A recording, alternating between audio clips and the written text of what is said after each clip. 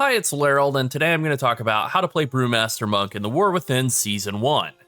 This is an update to our previous guide that we put out right at the start of the expansion, and it's specifically going to cover the stuff I think is important for the content that's being released with Season 1, so we're talking raids and mythic dungeons mainly, higher level delves too, but those are very much in the same category as mythic dungeons. You'll run the same talent setup and basically play the same.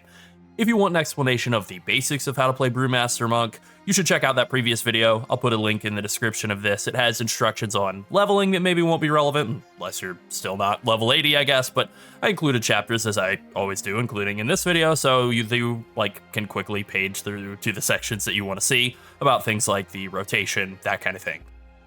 So let's get into it, but first don't forget to like and subscribe.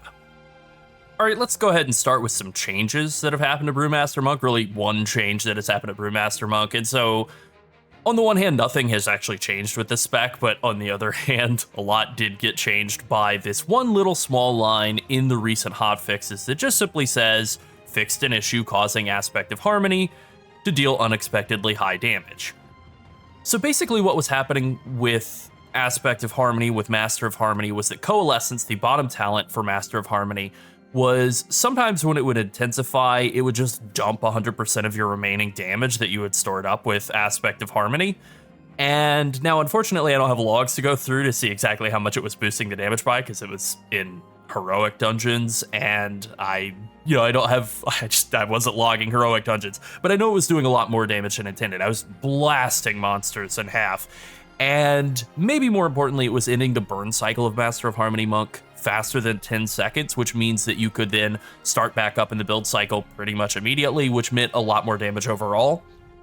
So because that has shifted, because that has been put back to how it was intended to function, I do think Master of Harmony is not bad. It isn't bad, but it has lost a competitive edge to Shado-Pan in terms of damage output, and I probably won't be playing it as my go-to spec for most content in Season 1. I'm definitely still going to try it. I do think it's worth trying and comparing.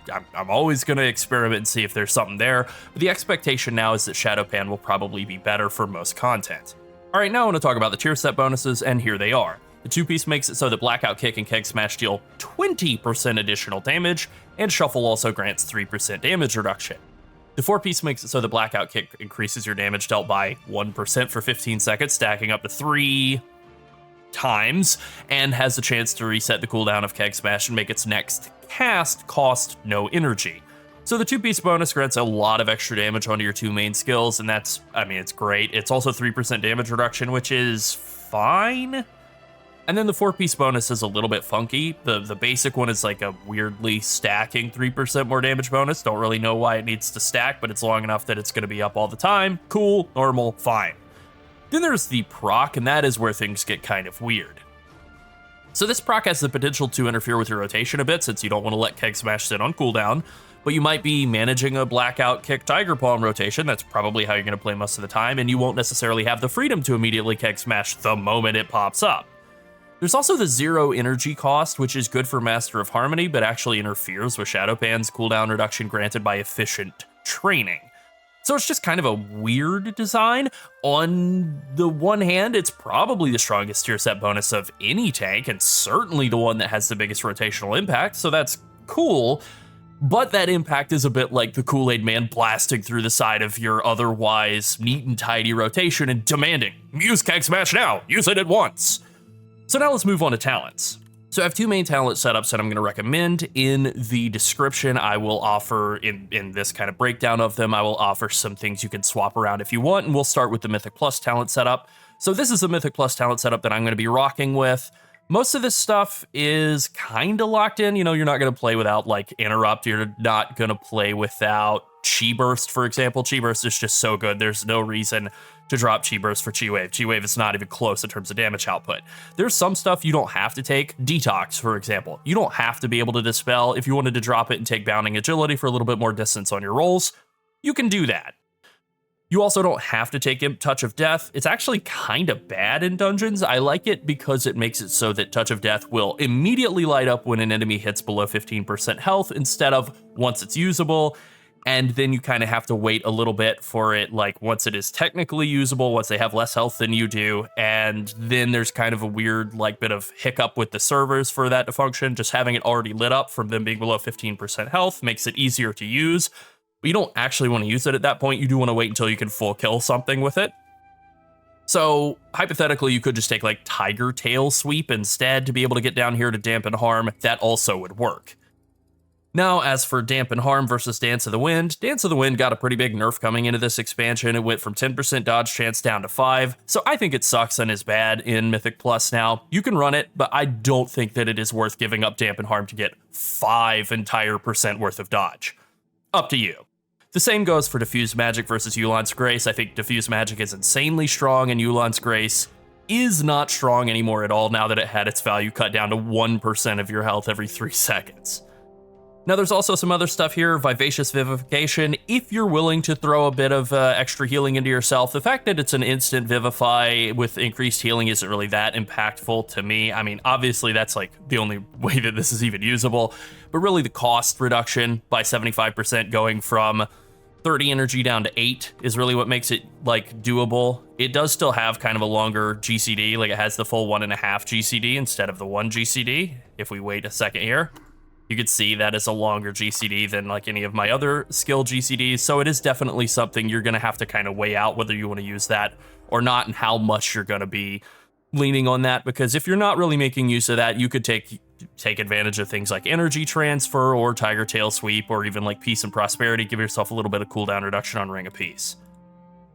Now, in the bottom half of the tree, there's also some decision-making, some options. You don't have to take Clash, but I think Clash is extremely good. It's a combination of charge, combination of Death Grip, and combination of an AoE root, and it kind of does all of those in the worst possible way, but it is still a useful CC. You can use it to, like, interrupt casts and stuff, step out of melee range slightly, and clash the enemy to make them stop casting, or use it to bring in archers.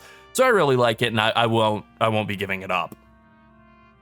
There's also the potential to take Lighter Than Air. I don't actually like this talent very much. It does make it so that when you roll, you can double tap jump to be able to dash forward, but it does add 2 seconds to your roll cooldown. So instead of 15, it goes up to 17. And also, it's a little inconsistent in getting it to work. Like, it worked great right there, but I've had a lot of times where I've been just jackhammering my spacebar and it just won't work. So I'm not totally in love with Lighter Than Air. Your opinion may vary, that's fine. But, you know, you have Wind Walking, that's 4% move speed, and it applies to your whole group as long as they're close to you. You have Jade Walk giving you a lot of move speed while you're out of combat, which is actually useful in getting from pull to pull very quickly. You have Flow of Chi giving you a lot of move speed when you're above 90% health. You can also apply a lot of speed and chance to your gear, which I have done. So you can get very, very, very quick on a Brewmaster Monk. Like, I have 130 move speed when I'm not in combat. It's only 115 when I am, but still very, very fast moving on top of Clash and 3 different rolls and so on. Now, on the right-hand tree, most of the stuff is kind of, I wouldn't say set in stone, but there's a lot of, like, stuff that you have to take. You know, you're obviously going to take this whole, like, top third of the tree here exactly the same way in pretty much every build. Rushing Jadewind has really lost its value. It just isn't a very good talent anymore. For one, there are just so many other better, harder hitting skills that are available. And for two, it's on the global cooldown. It really doesn't last very long. And so, you know, you're just kind of having a lot of competition for those GCD spots, and it doesn't do anything anymore. It used to be great for triggering Resonant Fists, but that's not a talent anymore. So it doesn't help with that. It does help a little bit with early threat generation, but Brewmaster Monk has no struggle with early threat generation, and so it really just isn't all that great. Whereas Special Delivery pretty much is just passive damage. You drink brews normally by playing the class, you generate a lot of brews, and this just basically turns that into damage. So very, very good added damage for no effort, as opposed to Rushing Jadewind, which honestly I think is a trap talent. I think it has much more of a tendency to get into your rotation and interfere, and you're pressing Rushing Jadewind instead of higher value skills and actually losing a lot of damage by using RJW. Now, in the right-hand side here, you kind of have some options. I don't really like Zen Meditation. I do see it recommended at times. I actually think it is mostly bait. I'm really only taking it for pathing. I like One with the Wind, even though it's not good. It has a tendency to bug and just simply not give you resets. I like the idea of it. of being able to get extra dodges. I also like the idea of Strike at Dawn, making Rising Sun Kick finally have a built-in defensive component. I really think this should just be added to Rising Sun Kick in the first place and maybe make this talent be like a second stack or something. But the problem is there are a lot of talents down in the bottom third of the tree that I want to get to, and ultimately losing One with the Wind and Strike at Dawn is just kind of the cost of doing business here. You could lose August Blessing instead. It's not a massive amount of healing, but because Brewmaster Monk doesn't have great self-healing anyway, I think it is good to have August Blessing to kind of be a multiplier on all of your healers healing. And then you just kind of have to deal with the fact that you're not taking Strike at Dawn and One with the Wind. I think that is the appropriate approach, but you could justifiably go this direction. I just don't think that that it's better than having August Blessing and then coming this way. Now we have a couple of choice nodes here. Black Ox Brew is definitely the more high skill option. I prefer it, I think, especially with a low haste value and the way that we're kind of playing the class and using a lot of energy and really focusing on energy consumption. While being at low haste, we're kind of in an energy deficit over longer fights. So this is really helpful for that. Also, Purifying Brew is actually very strong defensively, so this is just good. Bob and Weave is a lot simpler. It just kind of makes everything play a bit slower defensively, which is good. You know, it gives you more reaction time, basically. It gives your healer more reaction time, so Bob and Weave is definitely good. But I will never run it because Black Ox Brew is like a higher skill basically, and so I kind of I will never like let my ego allow me to opt out of the high skill active talent into the slightly easier passive talent. In the right hand side we have Training of Nizal. This is pretty much just mandatory. It adds a lot of stat budget, adds a lot of damage and defensive value, and even though I like light brewing and it does have good synergy with special delivery, we're just never going to take it over Training of Nizal. Now for Mythic Plus, we are going to be chugging a lot of brews, so Pretense of Instability is kind of a must-have. A lot of the stuff in here is pretty much must-haves, and I think because we are playing Shado-Pan, I think Chi Surge is an absolute must-have. I think it's kind of bait to play Shado-Pan and not take Chi Surge. This gives you a lot of cooldown reduction on Weapons of Order. It gives you a lot of added damage on Weapons of Order, and because we're playing Shado-Pan, we are getting Efficient Training, which shaves about 15 to 20, it's like 17% off of your Weapons of Order cooldown. I think it is around 20% of your Weapons of Order cooldown, which winds up being like 17 seconds. You know, we're starting at a base of 120 seconds, and then Chi Surge shaves 20 off of that, and then Efficient Training shaves another like 17 seconds off of that, so it puts us into the 80 to 85 second range on the cooldown of Weapons of Order, which is massive. Weapons of Order is a very big, strong cooldown. It gives you roughly 38 to 40 seconds of increased damage, and having that be applied to an 80-second window as opposed to a 100-second window or even a 120-second window is pretty significant. You know, you're going from like 1/3 uptime to roughly half uptime. Very substantial. The only real wiggle room talents down here I see are Ox Stance, which does require you to take a hit that's larger than 60% of your current health. So if you're not taking enough damage for this to trigger, then you might want to just drop it entirely and just spec into like a second point in High Tolerance. That is an option. High Tolerance just gives you more stagger value. It also does give you some haste, and because we're at a super low haste value, that is a little bit useful to not be at a full-on haste deficit. So to kind of jump ahead here, just to do like very basic napkin math, if we look at the way that our rotation is kind of functioning, we are basically hitting, in most single target situations, we're hitting 2 Tiger Palms every 8 seconds. You know, Blackout Kick is a 4-second cooldown, and we're hitting Tiger Palm every time we Blackout Kick. So that's 50 energy every 8 seconds, and then we also have Keg Smash on a baseline 8-second cooldown. It does get reduced by haste at the same rate that our energy generation is increased by haste, but Blackout Kick and Tiger Palm, those remain constant. So we have constant 50 energy every 8 seconds, and then somewhere in the range of 40 to slightly more energy every 8 seconds as well from Keg Smash. That's like 90 energy per 8 seconds, so 90 divided by 8 means we need to be generating around 11.25 energy in order to remain energy neutral. That's not necessarily a requirement. You know, we have Black Ox Brew as kind of a get out of jail free card on energy consumption. There's also Weapons of Order adding more energy consumption in there as well. But the amount of haste that we would need is like 12.5% haste to be kind of relatively energy neutral, and at least in my current very bad gear, I'm at like 4% haste. So high tolerance is 50% of that value, 70% of that value, and then 100% of that value based on whether you're in low, medium, or high stagger. So having a second point in there would push us up into the 12% haste range when we're in high stagger, or over 12% haste. But even just 1 point gets us a little bit closer. That's not bad. Now, Anvil and Stave is also okay. It does give you a decent increase to brew cooldown reduction, which definitely works well with special delivery for adding more damage. It's just not, I think, quite as good. It certainly doesn't protect you against any sort of burst damage, as well as high tolerance does, as well as Ox Stance does. So the approach I would go with would be, like I said, this setup right here, I think is the right approach for any sort of Mythic Plus pushing, being able to kind of have good maximized damage in single target through Facepalm. You're also getting a lot of brew cooldown reduction through those Facepalm procs, adding more cooldown on your brews. I think that actually winds up being very competitive with Anvil and Stave, and also doing a massive damage increase, whereas Anvil and Stave is not a massive damage increase at all.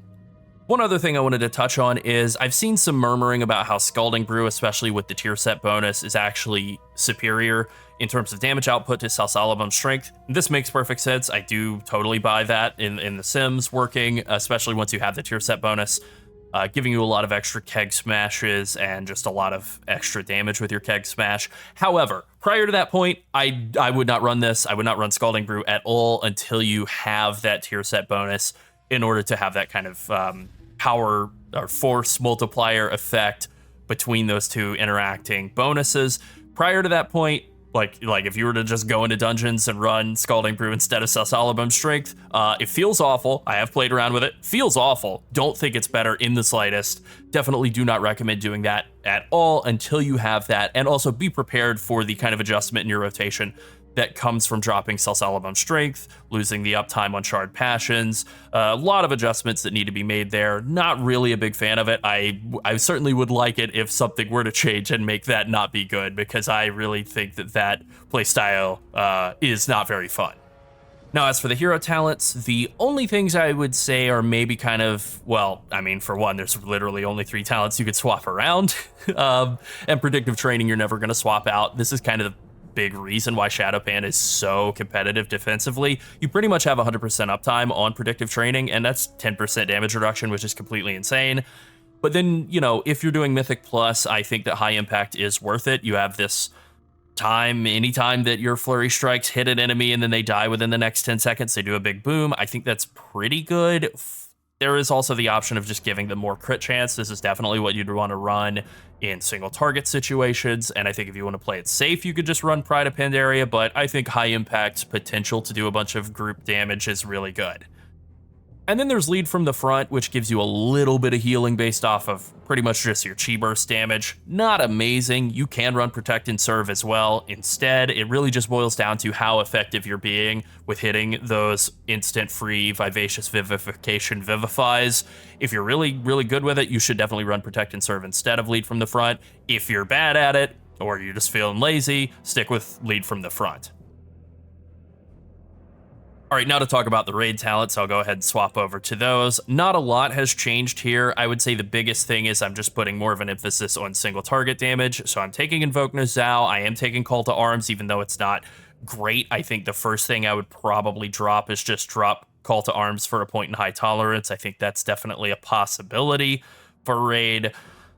But technically speaking, Call to Arms and Invoke Nozal are going to add more damage than anything else in the tree here. If I felt like I was struggling defensively at all in raid, I would drop Invoke Nozal for Strike at Dawn. You get super, super, super high dodge chance if you take Strike at Dawn in raid, because raid bosses tend to auto attack fairly slowly. You know, they get their auto attack slowed by the Blood DK or whatever kind of DK, or Warlock, or like Rogue with Poison or whatever. That's fine.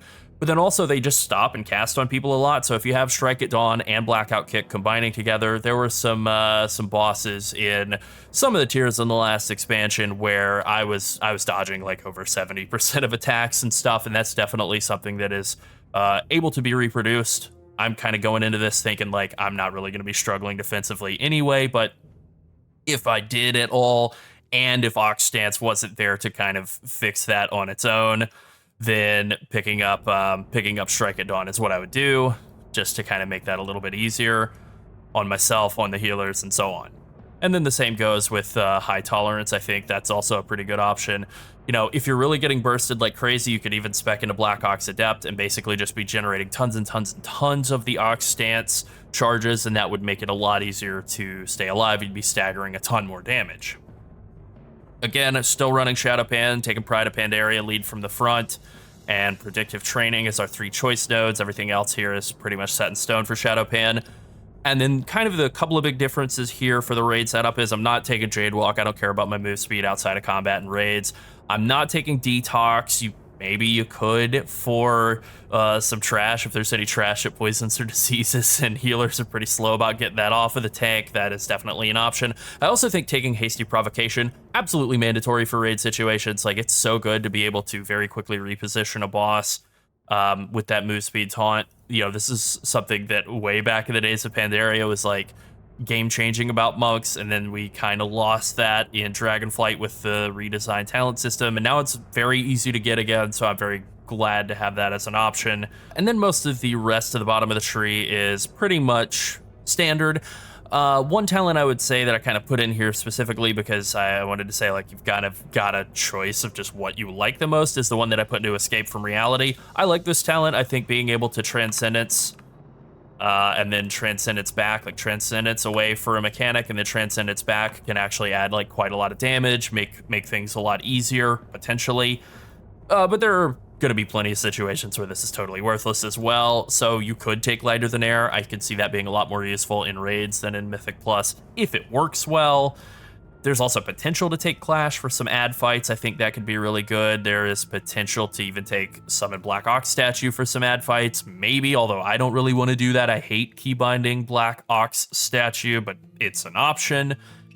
And then there's a lot of stuff that's just really not all that impactful. Like, I mean, again, Detox, Ancient Arts getting like leg sweep cooldown or leg sweep range, or like, you know, there's just a lot of stuff that's very utility oriented in the tree. And I love that. I love that we're not being forced to take mandatory throughput talents at the expense of utility, but it does mean that there's like just kind of, you know, take whatever you want. It doesn't really matter in the bottom half of the tree. And that's okay.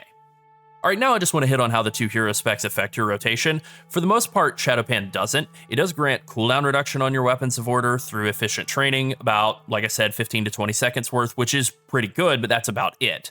Master of Harmony doesn't most of the time, but it does make you deal 25% extra damage as damage over time for 10 seconds after you cast Celestial Brew, up to a cap based on 15% of the damage you've done since the last time you cast Celestial Brew, and then if anything is left in the pool at the end of the 8 seconds, thanks to the talent Purified Spirit, it distributes that as a second dot over all nearby enemies.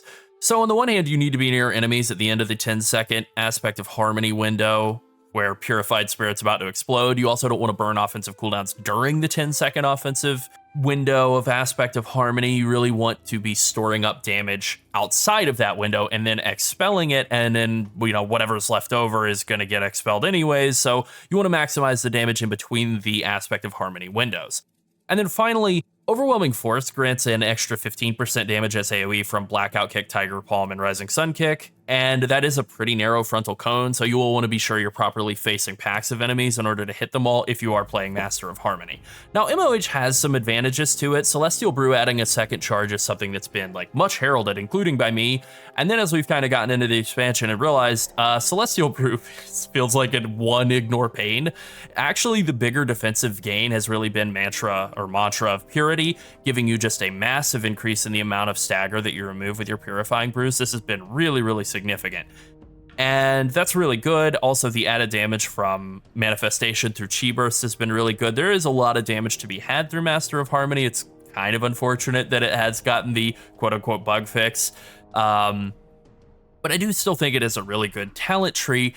On the one hand, it right now kind of has a reputation as being more complicated, more difficult to use, because you have to plan out the Aspect of Harmony windows, which are 10 seconds of Aspect of Harmony window, but then also 8 seconds of Purified Spirit. So you have kind of an 18-second window that you have to plan out, pressing your Celestial Brew, and then burning out the rest of your damage and then having the monsters not die in that span of time, and so on.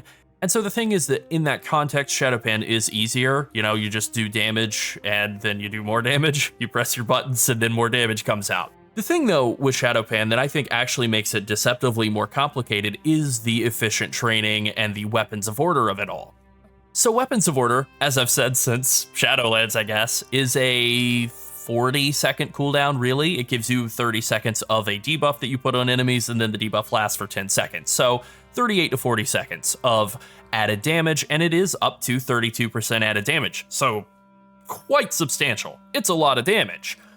And because efficient training adds a lot of cooldown reduction, and it synergizes nicely with Chi Surge to get it down into the roughly 50% uptime range, instead of planning around 18-second damage windows with Master of Harmony, you have to pretty much plan around 40-second damage windows as Shado-Pan.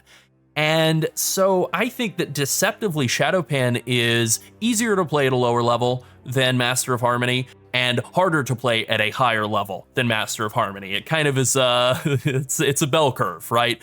Where Shado-Pan is the whatever brainlet on the one side and the super genius on the other side, and Master of Harmony is the crying nerd in the middle. With all of that being said, even though Shado-Pan seems much more offensively focused and Master of Harmony seems much more defensively focused, I actually think they're pretty competitive in both fronts. I think Mantra of Purity is a very significant defensive bonus, and Endless Draft is straight up okay. It's actually been overrated by, including me, but many other people as well. Definitely been overvalued, even though it is not bad.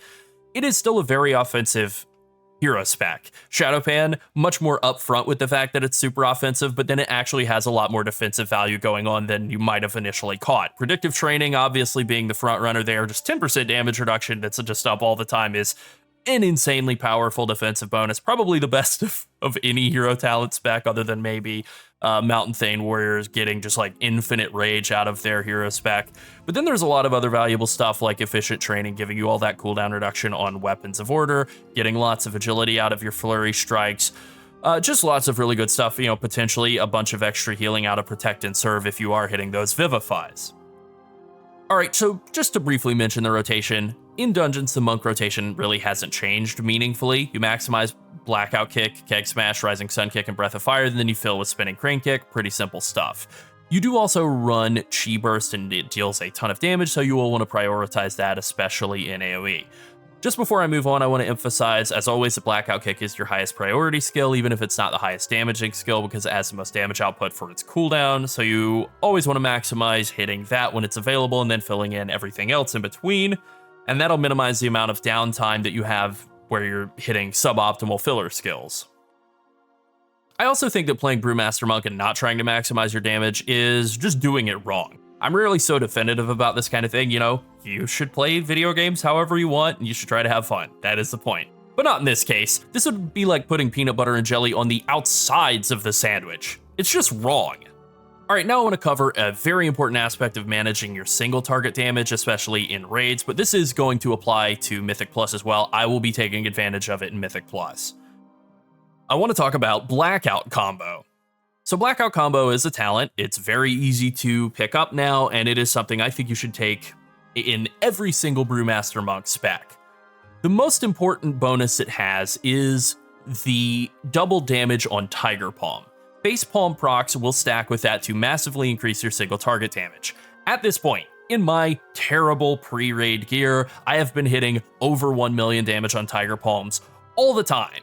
So whenever you're in single target, you always want to spend your Blackout combos on Tiger Palm, even to the extent that you might let other skills like Keg Smash or Breath of Fire sit on cooldown briefly. Now, this doesn't mean you have to always Blackout Kick Tiger Palm immediately like that. There are other skills at times that you can weave in between Blackout Kick and Tiger Palm casts, such as Chi Burst or Rising Sun Kick. If you're spec'd into RJW, you could, but I don't really think you should be. What it does mean is you always want to consume Blackout Combo with Tiger Palm while you're in single target, or even sort of smaller scale AoE situations where you have a priority target. This is different from large scale AoE, where I think it can be useful with Breath of Fire for more damage reduction and potentially more damage output. If you're doing like massive giga pulls, then I think it is better to Breath of Fire Blackout Combo Breath of Fire, but for most situations, I think, especially for most situations in Mythic Plus where you're not going to be pulling 30 mobs at a time, I think Blackout Combo into Tiger Palm is going to be the move. Priority kill targets, get extra brew cooldown reduction, especially with those facepalm procs, and then there you go. More damage reduction, everything that you really want. Now, using Blackout Combo on Celestial Brew or Purifying Brew is basically always worthless. Really, neither of those bonuses should exist at all. They are traps in 100% of situations. I wrote 99.9, but no, 100. Basically, they're just ways to lose damage or damage reduction, as opposed to either using Tiger Palm in 99% of situations or Breath of Fire in very large scale AoE. All right, I was going to say some things about Brewmaster Monk cooldowns, but I think I've already hit all of the points that I really wanted to thus far, and so I'll just simply say that they still exist, and you should use them and be liberal with them, and that's pretty much all I have to say about their cooldowns. All right, just to kind of wrap up the rest of the guide, I would say that in terms of stats, agility is still number one, so you always want to shoot for increasing your item level first and foremost. And then versatility and crit are your two best secondary stats. Exactly how they balance out for you is going to be dependent on how much you have of each, so sim yourself to be sure. Versatility is usually a little bit less abundant on gear, so I generally go for versatility first and crit second, but your mileage may vary. In either case, they're both going to be better than Mastery, which is going to be better than Haste. All right, let's wrap things up. Brewmaster Monk is a great tank. It's my favorite tank. It's strong, it's fun, and it is in great shape. I was very psyched to go into this next season playing Master of Harmony, but with the nerf to it, with the bug fix to it, I have swapped over to playing a bunch of Shado-Pan. I ran a ton of dungeons yesterday playing Shado-Pan, and honestly, I have warmed up on Shado-Pan pretty significantly to the point that I'm actually excited to play Shado-Pan instead. I just took all of that excitement I had about Master of Harmony and have pitched that over into Shado-Pan and going, you know what? Actually, it wasn't fun to hit Celestial Brew as an offensive cooldown. My mind is just completely slid right off of using Celestial Brew as an offensive cooldown and just shifted over to how am I going to maximize my 40-second weapons of order windows? And that is kind of the mindset shift that was required with that swap from MOH to Shado-Pan, but I think I'm actually enjoying myself every bit as much as I was before, maybe even more so. You know, there is something kind of nice about being able to just hit Keg Smash and have it do a bunch of extra damage instead of having to hit it, then pull it up, and then burn, and then recharge, and then burn again. Like, you know, just going in and pressing button and doing damage is actually pretty cool. So ultimately, I really just can't wait to play Monk in the coming season. It is going to be very fun. All right, that's it. Thanks for watching. Bye.